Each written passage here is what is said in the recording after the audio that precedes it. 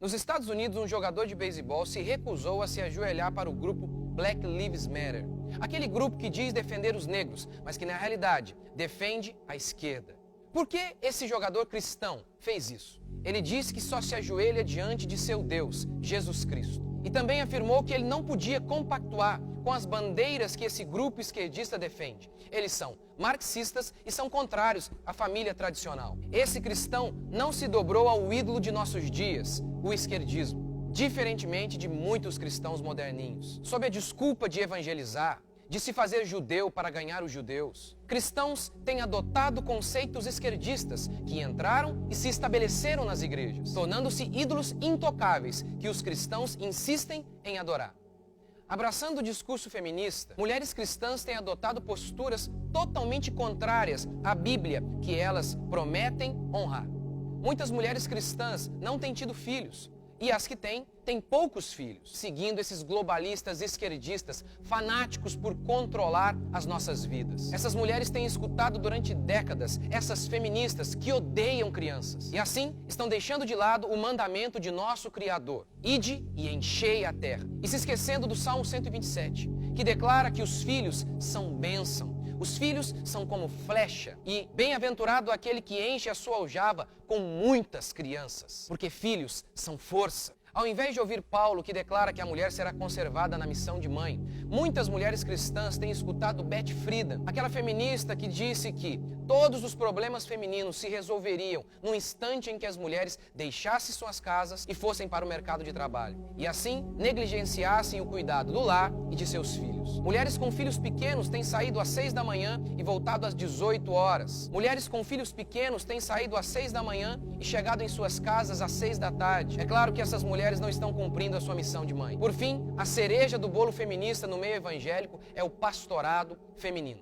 Wayne Grudem mostra em seu livro Feminismo Evangélico que ninguém tinha dúvida sobre a passagem bíblica em que Paulo ordena: não permito que as mulheres ensinem e nem exerçam autoridade de homem. Até o século XIX, nenhuma igreja em todo o mundo possuía uma pastora sequer. Bastou a primeira onda feminista surgir e também começaram a surgir pastoras. Mas o boom mesmo veio durante a década de 60, durante a segunda onda feminista. Aí, mulheres pastoreando a igreja e seus maridos começaram a surgir aos montes. Os cristãos foram triunfantes quando confrontaram a cultura e não quando cederam a ela. Os cristãos primitivos diziam que o aborto era errado, diziam que abandonar crianças com deficiência era errado. Os cristãos primitivos não participavam daquelas festas regadas à idolatria e todo tipo de orgia. Os cristãos primitivos não se envolviam naqueles espetáculos em que os homens lutavam até a morte ou eram devorados por leões. Tudo isso chamado de esporte. Por serem diferentes,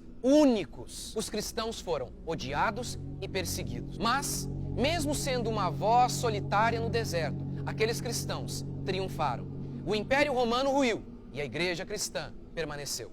Mas hoje, a igreja tem se ajoelhado diante da cultura, incorporando-a à sua fé e fazendo a nossa essência cristã desaparecer. O esquerdismo, como um parasita, entrou na igreja e a controlou. De maneira que, em muitas igrejas, a aparência é cristã, mas a mente a controlar esse hospedeiro é o esquerdismo. Se os cristãos antigos não participavam daquelas festas pagãs, os cristãos moderninhos pulam carnaval e muitas igrejas até possuem escola de samba. Para muitos cristãos, basta colocar a palavra gospel na frente e toda coisa profana se converte em algo sagrado. E aí, você tem balada gospel, funk gospel, e todas essas pessoas acabarão indo para o inferno gospel. Ao invés de confrontar a sensualidade de nossos dias, muitos pregadores moderninhos usam roupas extremamente sensuais. Ao invés de expor o pecado das pessoas, dando-lhes assim chance de arrependimento e de salvação, pregadores moderninhos adotaram uma mensagem que massageia o ego das pessoas, que ouvem essa mensagem e se sentem muito bem.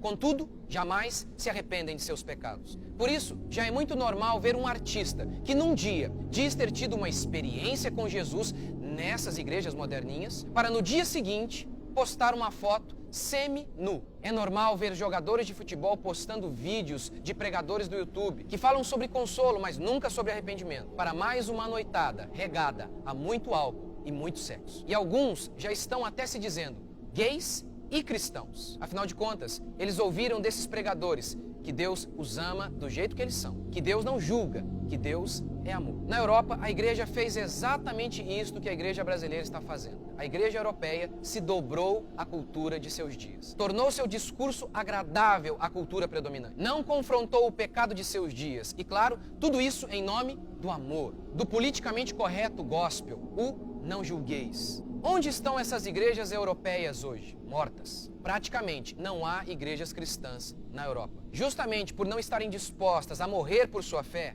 essas igrejas estão mortas. Justamente por não terem a coragem de permanecerem sozinhas, pregando a verdade. Hoje, as igrejas que existem na Europa existem em poucos números. É por isso que o conselho cristão é sempre o mesmo. Ajoelhe-se diante de Cristo e você não precisará se dobrar diante de homem algum. Do contrário, estaremos vencidos por esta cultura que há de nos engolir.